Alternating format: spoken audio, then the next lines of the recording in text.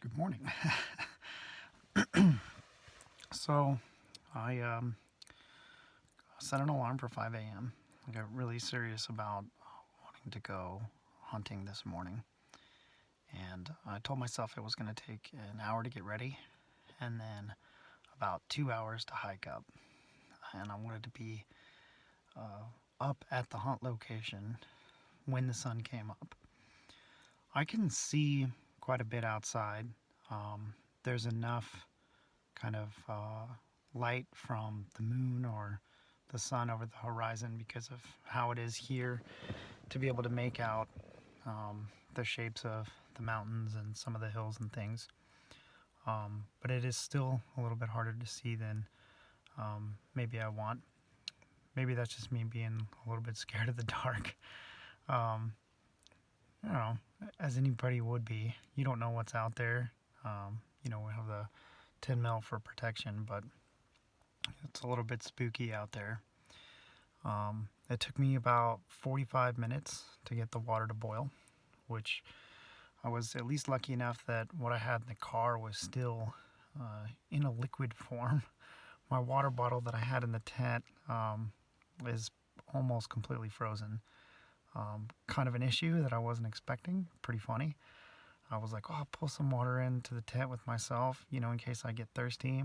I also had a meal ready to eat, like little cold sandwiches that I could eat in case I woke up hungry because I went to bed so early last night. Um, I saw a caribou, four of them on the way up, and then I saw about 10 of them up on a ridge at one point, and then I saw two on my way back. All of them were out of range yesterday. Um, But yeah, so this morning I spent about 45 minutes boiling water to be able to make some breakfast and some coffee, which I'm about to eat. Um, it's uh, it's really making me think about how much I want to take. The biggest question that I've got on my mind right now is whether or not to take my game sled.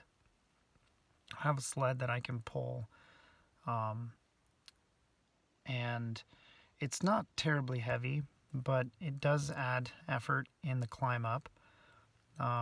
And I wouldn't be putting much more than um, probably my extra clothes and my kill kit that has my knives and game bags and so forth in it. So I wouldn't put a ton of things in it.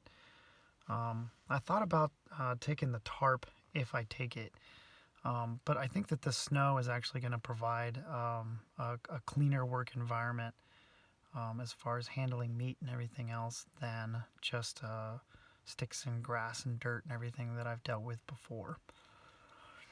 So I think I'll leave the tarp, which will bring it down a few pounds if I take it.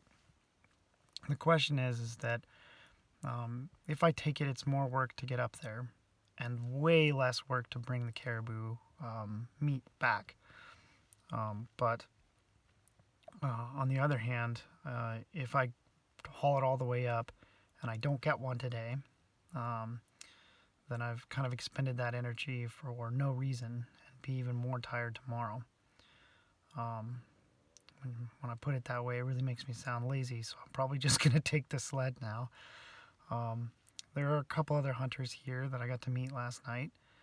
Um, there's one that has a whole dog sled team that he uses to get up the many miles up the hill next to the mountain to be able to get him. He got two caribou yesterday, and there are two other hunters up here, and they've been up here.